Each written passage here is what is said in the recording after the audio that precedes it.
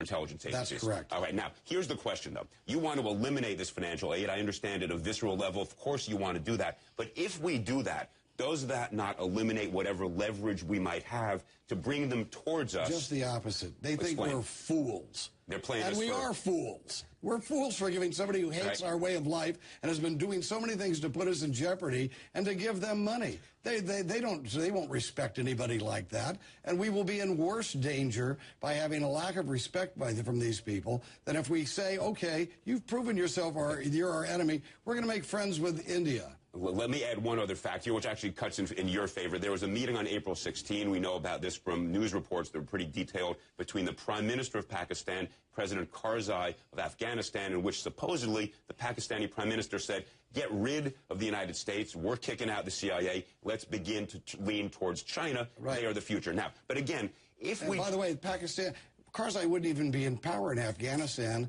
except for we're trying to play up to the Pakistanis and put Karzai in, but he should never have been the leader of that country. You make a powerful argument that at many levels we should just say, forget it, guys, you're on your own. And you know what? We should say that, and we should say, we want it back. And you know what? And Afghanistan and Pakistan, settle your own problems.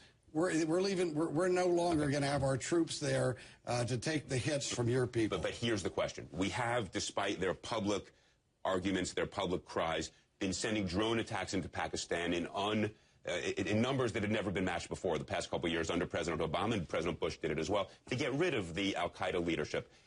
Do we not need some cooperation with the Pakistani leadership to do that? Do we not need a pretty good relationship with their military? No. Why not?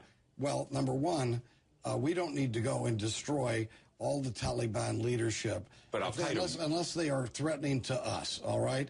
And the al-Qaeda leadership, unless they are threatening to us, you have to remember, the al-Qaeda philosophy and the Taliban, the Pakistani leadership has the same philosophy. We are dealing with our enemies here. As I said, I agree with the articulation of the facts. The question is, how do you then get the leverage to persuade them to act otherwise, other than through this ongoing relationship building? You don't give them money. You don't give them money so they think that we're weak and foolish and cowardly. What you do is you say, you're on your own.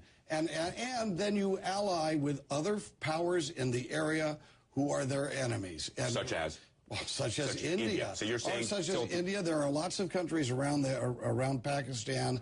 We could even bring the Russians back into the region. Let me switch gears quickly. You were at the briefing today where you got significant details about the attack on the compound. Yes. What was the detail you've heard that was most amazing, most startling, that was most revealing? I can't say because it was a classified briefing. All right, well, the one you can tell us. I can't say because it was a classified briefing. All right. We can't. I guess we have no choice but to take that as an answer. Congressman, when it is declassified 85 years from now, you'll come back and give us more details, all right?